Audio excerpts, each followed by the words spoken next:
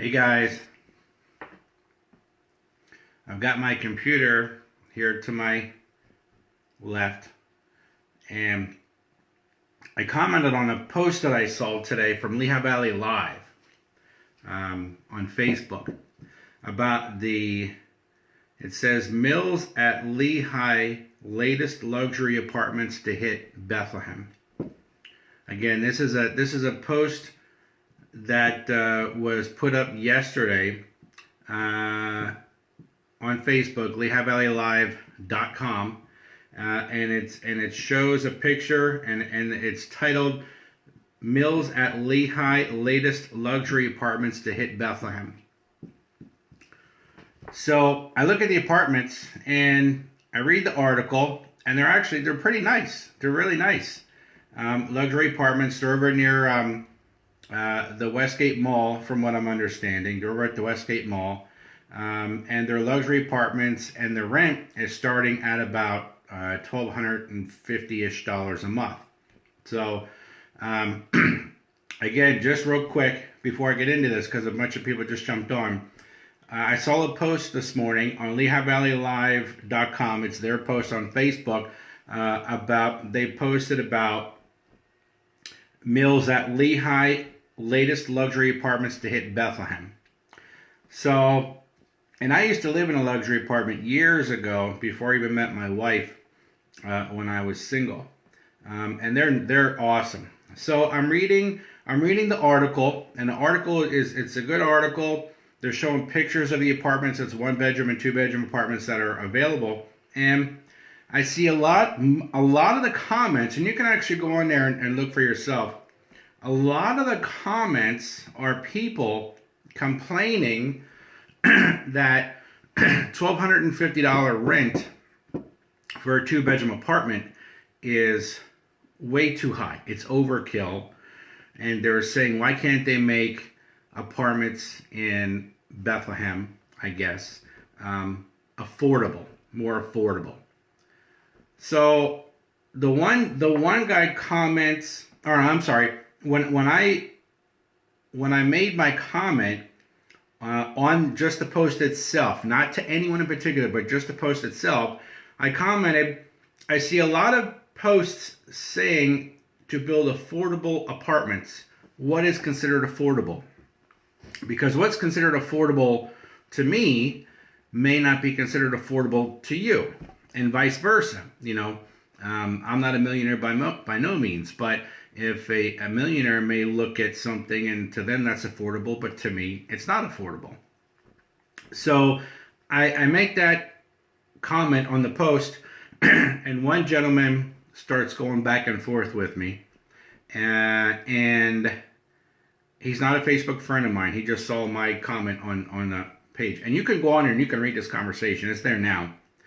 And he started saying to me, Tom, affordable is 30% of average income. These new places need a paycheck of $1,000 a week, which is not happening in 95% of the jobs in this area. So I said, okay, he wants to have a conversation with me, so let's have this conversation. I responded, so what is the average income? Because people can just make stuff up and say, well, it's this. Well, his response is per capita income is only $20,000. That's a $400 a week paycheck. To me, $20,000 seemed low. So I Googled it, and actually the average that I found per household, 2 people, is $61,000. So cut that in half and you've got 30 grand. So to me, it would be about 30 grand would be the average. That was 2019 numbers that I saw, and I just found it on Google. So we're going back and forth, and I said, okay, so whose fault is it that particular person is making an average income? And his response was, okay, boomer, here is where our conversation ends. He wanted to end the conversation right there because when he read my post, I'm assuming he didn't want to put blame on himself for having an average income, whatever you consider average. So I responded, I said, I'm only 47. I'm not a baby boomer. And then I said, funny how you don't want to answer the question. His response was, I don't need to answer. You have the same mentality as the boomers. You want someone to pick up your garbage every week, but expect the person doing it to live in poverty. So it's amazing how he doesn't even know me, but he knows how I think. And then he sent me a GIF, a GIF that it says "Okay, Trumper," and I'm like, okay, now he's throwing politics into it, and I never talk politics. I have my own beliefs, and they're my beliefs, and it's what I believe in. And I responded, I said, what does politics have to do with our conversation? And then I responded again saying, I don't expect anybody to live in poverty. If someone is living in poverty, it is their own fault. 10 years ago, I was divorced and penniless, and today I'm not. His next response was, and this conversation is almost over, his next response to me was, I am not wrong, or what does it say? I'm not wrong though. Who should we blame? The person working 40 plus hours a week, or the city of Bethlehem and its 100% increase of cost of living over the national average? So I'm thinking, okay, so he's not wrong, and he's gonna blame somebody else. So the last post I sent to him was, so just that I understand you, it's the city's fault and society's fault that someone is broke.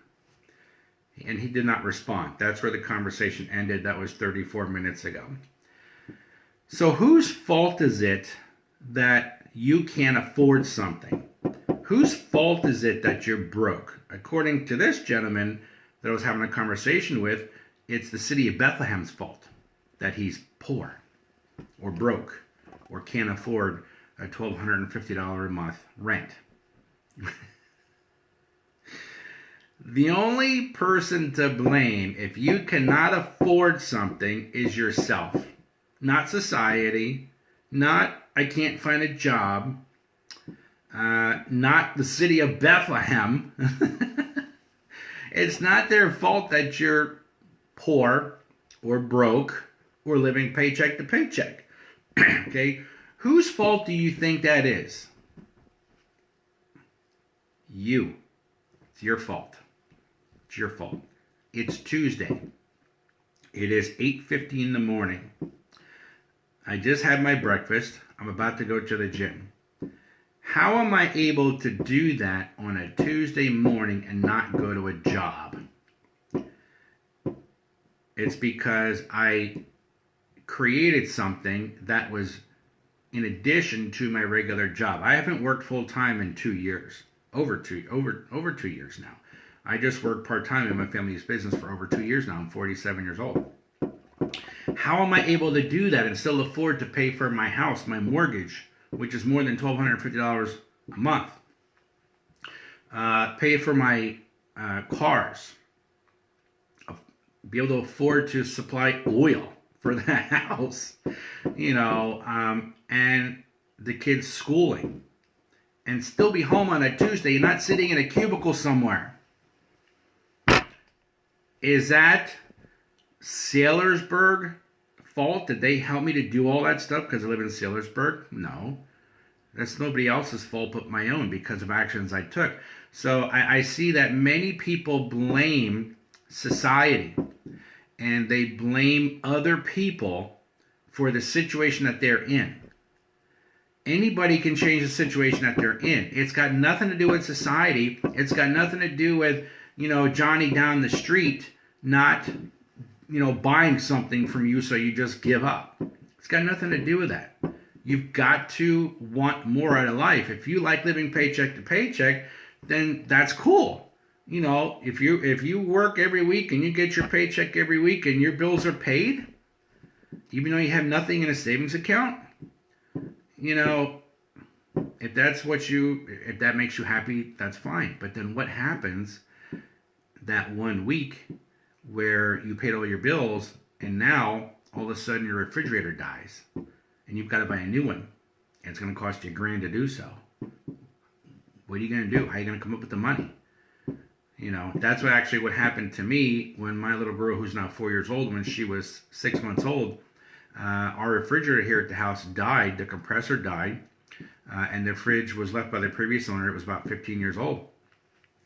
And there was a boatload of baby formula in that fridge. I'm like, crap, we got to get this fixed. Had a guy come out, compressor was shot. He said, it will cost you more money or just the same amount of money to replace this compressor as it would to buy a new fridge. So, what if I didn't have the money to buy that fridge and my baby's formula was all in that fridge? It was summertime out. It's not like it was winter out and snowing and I could put a fridge outside in the snow to keep it cold. What do you do in that situation like that? It's nobody's fault but your own if you cannot afford something. Okay? Right now I'm looking at a car to purchase. I'm looking at a particular car that I've had in mind for a year. And I'm not going to say what it is or what not because my son needs something more reliable. So now this is my excuse to give him my car and for me to look. So, and don't anybody who sells cars hit me up. I'll find you one. Because I already know what I'm looking for and I already know what it is. So now I'm just looking at a couple different things. So I don't say to myself, I can't afford that car. I say to myself, how can I afford that car? I wouldn't say to myself, I can't afford that rent over at these new luxury apartments. I say to myself, how can I afford that rent over at these new luxury apartments? If you've got a job and you're working 9 to 5 and you're making $12 an hour trying to support a family, that's not going to cut it. You've got to add to that. You work 9 to 5 during the day for your boss. You've got another 5 to 9 to work for yourself. Do something yourself. Sell stuff on Amazon. Sell stuff on eBay. Get into network marketing like I did and build a nice residual income. Do something from 5 to 9 to take care of the situation to get you out of poverty level or whatever you may be considering yourself in. And if you don't do that, if you're too lazy to do that, then you only have yourself to blame. Nobody else. Not like this guy who's blaming the city of Bethlehem because he's poor. It's the stupidest thing I've ever heard. So, I see we got a boatload of people coming on here. Hey, guys. So, I just, the conversation is there. Again, this is a conversation that was on LehighValleyLive.com posted about new luxury apartments going up near the Westgate Mall in Bethlehem. And the conversations were, and I even know some of these people. And some of these people complain about being poor, and it's their own fault. It's nobody's fault but their own. Saying, how can anybody afford that? You'd have to be rich to be able to afford $1,250 a month in rent. One person. It's their own fault. But, of course, they want to blame somebody else.